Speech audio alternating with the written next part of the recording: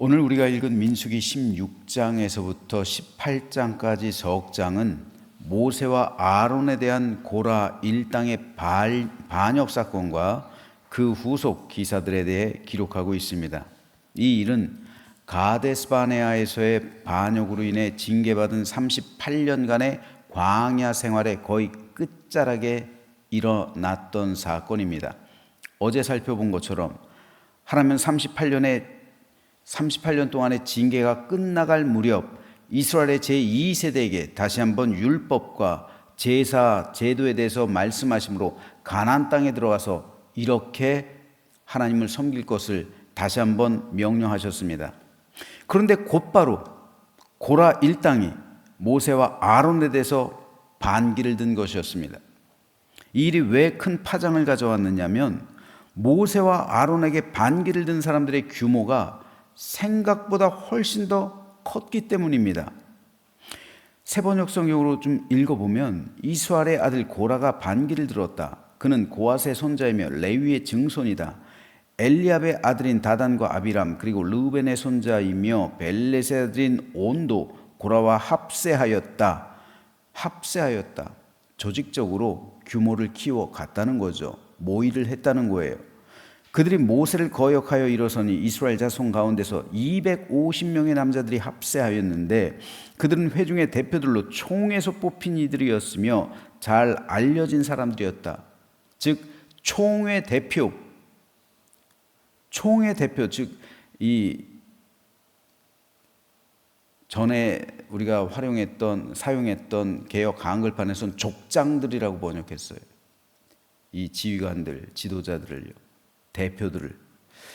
그러니까 각 지파의 족장들이겠죠. 각 지파의 안에 있던 족장들, 그 수를 합치면 얼마나 될까요? 정확히 몇 명인지는 모릅니다. 그런데 그 가운데 250명이면요 어마어마한 규모예요. 상상했던 것보다 훨씬 더 많은 숫자예요. 이 수가 규합이 돼가지고 조직적으로 모세와 아론에게 반기를 든 거예요. 세속말로 쿠데타죠. 쿠데타가 일어난 거예요. 이스라엘 백성을 대표하는 조직이 총회. 그런데 그 가운데 총회가 정확히 몇 명이었는지 모릅니다. 하지만 생각보다 많지는 않았을 거예요. 그런데 그 가운데 250명은 어마어마한 숫자예요. 그들의 주장은 이랬습니다. 그들이 모세와 아론에게 대항하여 모여서 항의하였다. 당신들은 분에 넘치는 일을 하고 있어. 온 회중 각자가 다 거룩하고 그들 가운데 주님께서 계시는데 어찌하여 당신들은 주님의 회중 위에 군림하려 하오. 군림한다는 말, 이 말이 굉장히 중요해요. 고라와 다단, 아비람과 온으로 대표되는 모세와 아론을 대적하는 사람들의 주장은 회중이 다 거룩한데 모세와 아론 당신들이 어찌하여 회중 위에 스스로 높아지려고 하고 있느냐는 거예요. 그래서 군림하고 있다. 당신들은 지금 군림하고 있다. 마치 왕처럼 행세하고 있다라는 말이에요.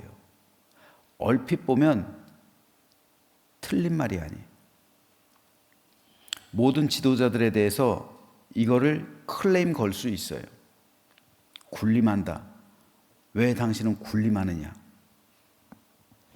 더군다나 오늘 본문에 보니까 당신들은 가나안 땅으로 우리를 인도해 드리지도 못했지 않느냐? 이 일이 작은 일이냐? 즉 당신들은 자격이 없다는 거예요. 우리로 하여금 진작 우리가 지금 가나안 땅에 있어야 되는데 그래서 젖과 꿀이 흐르는 곳에서 그 실과를 먹으며 있어야 되는데 지금 이게 뭐 하는 짓이냐 이게 광야에서 당신들 자격이 없다는 거죠. 지도자로서 자격이 없으니 그 자리에서 내려오라는 거예요. 스스로 물러나라는 겁니다. 이것은 겉으로는 그럴듯한 말이에요. 그러니까 백성들이 동조를 했겠죠. 하지만 내면적으로 볼 때는 모세와 아론의 자리를 탐낸 거예요. 고라는 레위 자손이었죠. 그런데 왜 똑같은 레위 자손, 모세도 레위 자손, 아론도 그렇죠, 형제니까 레위 자손이잖아요. 그런데 똑같은 레위 자손인데 누구는 왕처럼 지도자가 되고 누구는 대제사장이 되고 제사장이 되고, 똑같은 제사장이고 똑같은 지파인데 왜 누구는 제사장이 되고 누구는 레위인으로 허드렛 일을 하냐? 쉽게 말해서 이 말이에요. 우리도 자격이 있다는 말이죠. 그러니 이제 우리가 당신들이 가지고 있는 권력을 좀 가져야겠다, 이 말이에요. 쉽게 말해서. 그런데 이들이 심각하게 착각한 게 있어요. 그것은 모세와 아론을 세우신 분은 하나님이라는 사실이죠. 이들은 너희가 스스로라고 말해요. 너희가 스스로 왜 백성들 위해 군림하려 하느냐? 모세와 아론이 스스로 지도자가 된 것으로 이들은 착각하고 있는 거예요. 하나님이 이들에게 권위를 위임시켰다는 사실을 이들은 모른 채 하고 있는 거예요. 사실 모세는 이스라엘의 지도자가 되고 싶어서 된 게 아니에요. 때때로 그는 하나님께 이 일을 제발 좀 그만두게 해달라고 간청했던 사람입니다.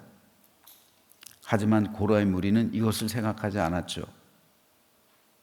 그리고 하나님께서 위임하신 권위를 무시했어요. 사실상 이것은 하나님을 무시한 겁니다. 하나님께서 위임하신 것을 인정하지 않고 다만 권력만을 탐냈던 거죠. 이에 하나님은 그들 심판하셨습니다. 먼저 고라와 다단과 아비람의 가족과 그들을 따르던 모든 백성들이 땅이 갈라져서 죽게 하셨어요. 둘째로 분향하던 250명의 지도자들이 불에 타 죽었어요. 여기 분향도요, 분향은 제사장들만 할 수 있는 거예요. 근데 250명이 다 레위인일까요? 그러니까 모세 말대로 레위인이 제사장의 자리를 탐내고 있는 거예요. 레위인으로서 성막에서 봉사하는 일이 적은 일이기에 너희가 오히려 제사장 직분을 요구하느냐? 그러니까 향로 가져와 봐라 한 거죠. 그런데 여기에는 250명에는 레위 지파만 있는 게 아니에요. 르우벤 지파도 있고요. 250명의 지도자가 레위인들만 있겠어요? 그러니까 다른 지파 사람들도 제사장이 되고 싶어 한 거예요. 그래서 향로를 가져온 거예요. 마치 북이스라엘의 여로보암이 원하는 사람은 누구든 제사장이 될 수 있다. 그게 여로보암의 죄잖아요. 레위 지파 그리고 아론의 혈통이 아니라 원하는 사람은 누구든 다 제사장이 될 수 있다. 굉장히 민주적이죠. 그런데 뭐가 틀립니까? 하나님의 지시가 아니잖아요. 하나님께서 부르지 않았잖아요. 제사장은 하나님께서 부르신 사람이에요.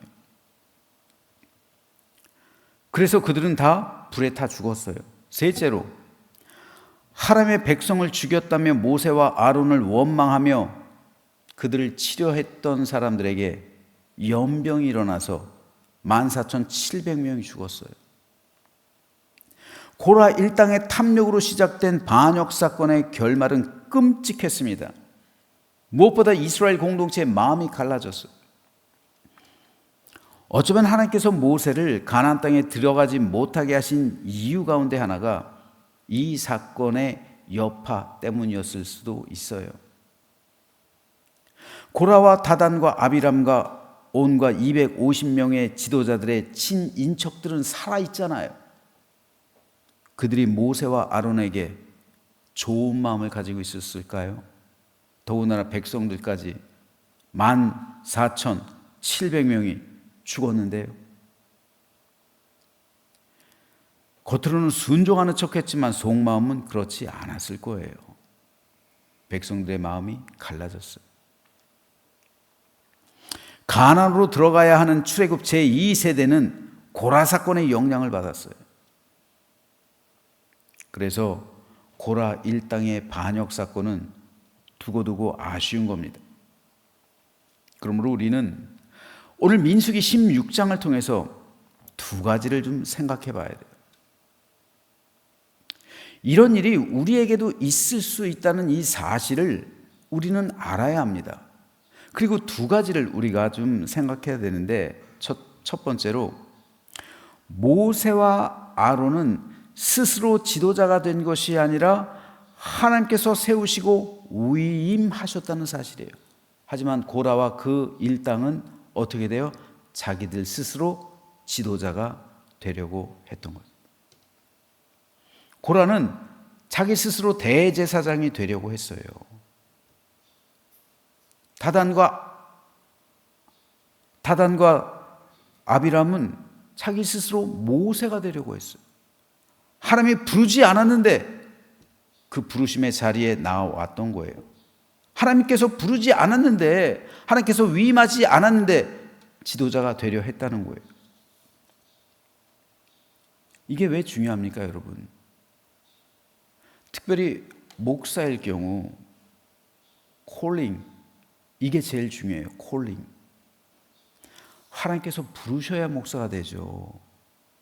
하나님께서 부르지 않았는데도 목사가 되는 사람이 있다는 말이에요. 콜링이 중요한 거예요. 부르심. 콜링이 소명이잖아요. 소명. 목회로의 부르심이잖아요. 부르지 않았는데도 자기 스스로 목사가 되는 사람이 있단 말이에요. 장로의 직분도 마찬가지고요. 동일해요. 부르지 않았는데, 하나님께서 위임하지 않았는데 자기가 되고 싶어서 지도자의 자리에 가는 사람이 있단 말이에요. 하나님께서 부르지 않고 하나님께서 세우지 않았는데 자기 스스로 지도자의 위치에 서게 된다면 그 교회 어떻게 될까요? 이거 위험한 겁니다. 그런 사람이 교회 리더가 되면 필연적으로 그 교회는 고통을 당해요. 왜요? 하나님께서 부르지 않았기 때문에요. 하나님께서 세우지 않았기 때문에요. 하나님께서 위임하지 않았기 때문에요. 그렇기 때문에 그는 하나님의 영에 의해 감동될 수가 없는 거예요. 하나님께서 부르지 않았는데도 스스로 목회 자리에 나와서 그렇게 된다면 하나님께서 하나님의 영을 그에게 부어주시겠어요? 그렇기 때문에 그는 인간적으로 목회할 수밖에 없는 거예요. 사람의 생각과 신념으로 목회하는 거예요. 그리고 그런 사람이 지도자가 되면 사람의 생각과 세상의 방법으로 교회를 운영하는 거예요. 그러니 교회에 인간적인 냄새가 날 수밖에 없고 잘못되기가 쉬운 거예요. 세속화되는 거예요. 교회는. 이것이 우리가 첫 번째 생각해야 될 거예요. 두 번째, 고라의 무리는 모세와 아론의 직무가 아니라 권력만을 탐냈다는 거예요. 고라 일당이 모세를 왕 같다, 백성 위에 군림한다 라고 말했는데 그것은 사실 그 자신이 그렇게 되고 싶어 했던 속마음을 표현한 거예요. 고라가 아론의 대제사장직을 걸고 넘어간 이유는 자기도 그 레위인으로서 그 자리에 올라갈 수 있다라는 마음이에요. 이들이 탐낸 것은 지도자의 고충, 백성을 향한 애타는 마음, 그런 게 아니에요. 오직 대제사장으로서의 권력, 그리고 그들이 가질 수 있는 권리, 이거예요. 예수님께서 십자가에 달리셨을 때 나의 하나님 나의 하나님 어찌하여 나를 버리셨나이까, 시편 22편의 말씀을 인용하시죠. 하지만 예수님의 외침에 대해서 하나님은 끝까지 침묵하세요. 응답하지 않으세요. 죽어가시는 모습을 지켜보세요. 이때 하나님의 마음이 어떻게 얼마나 아프셨을까요? 그런데 하나님께서 침묵하셨어요. 예수님께서 나의 하나님 어찌하여 나를 버리셨나이까 외치는 이 부르짖음에 대해서 침묵하세요. 왜냐하면 그래야 십자가 구속이 완성되기 때문에 그래요. 그래야 인류가 구원받기 때문입니다. 즉 하나님은 우리를 살리기 위해서 주님을 버리신 거예요.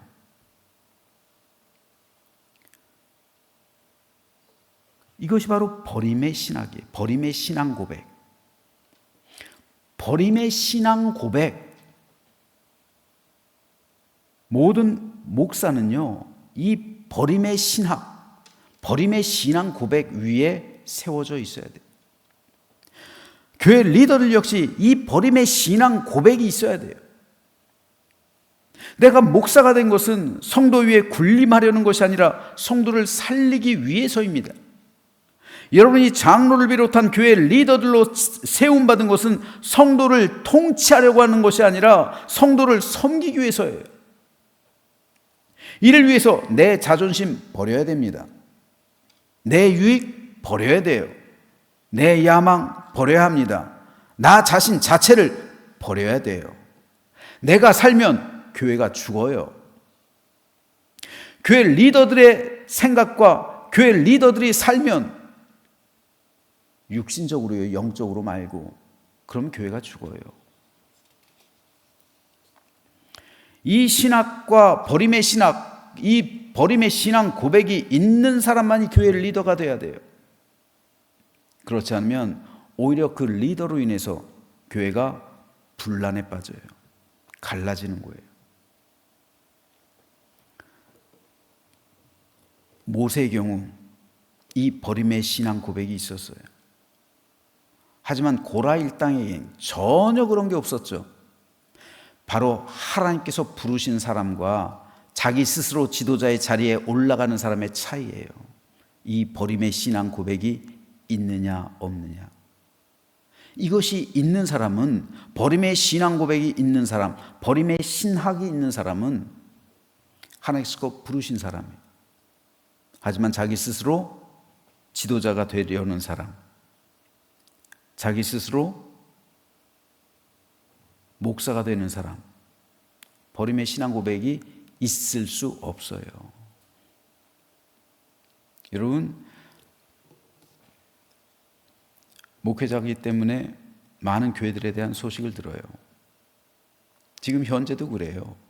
어떤 교회에서는 몇 년 전에 장로를 시켜달라고 했는데 안 시켰어요. 뭐 자격이 안 되니까, 목사님이 이 사람은 안 될 것 같다 하니까 안 시켰겠죠.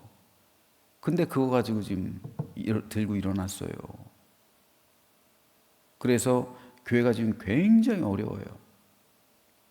목사 공격하고. 그런 사람이 바로 스스로 지도자가 되려는 사람이에요. 그런 사람들이. 그런 사람들이 되면 어떻게 되겠어요? 정치 장로 되지 않겠어요? 당연히. 바로 그런 이들이 뭐가 없어요? 버림의 신앙 고백이 없는 거예요. 버림의 신앙 고백이 있다면 그렇게 교회를 분열시킬 수 있을까요? 그럴 수 없는 거죠. 이 시대에도 잘못된 리더들이 많이 일어나고 있어요. 하나님께서 콜링하지 않았는데, 부르지 않았는데 스스로 목회 자리로 나아가고, 하나님께서 부르지 않았는데 교회에서 리더가 되고 있어요. 그렇다면 그들의 결말, 고라 일당처럼 되는 거예요. 여러분 두렵지 않습니까? 저는 두렵습니다. 나는 과연 하나님께서 부르셨는가? 종종 확인해 봅니다. 무엇을 통해서요? 버림의 신학, 버림의 신앙, 이걸 통해서요. 나는 과연 나를 버리고 있는가? 공동체를 위해서, 교회를 위해서, 성도를 위해서 내 것을 포기하고 있는가? 포기하지 않고 모든 것을 다 가지려 한다면, 그래서 교회를 통해서 권력과 돈, 권위, 이 모든 것을 추구한다면 나는 하나님께서 부른 사람이 아니에요. 그걸로 여러분은 지도자를 판단할 수가 있어요. 이 얼마나 끔찍한 일입니까? 그래서 주님은 될 수 있으면 지도자가 되지 말라 경고하신 거예요. 그러므로 저는 저와 여러분 모두가 참되고 바른 신앙 고백, 버림의 신앙 고백, 모세가 했던 것처럼, 그리고 예수님이 하셨던 것처럼 이 신앙 고백을 하게 되시기를 소망합니다. 그래야 십자가를 지는 거예요. 자기 부인의 십자가, 그렇죠? 자기 버림의 십자가.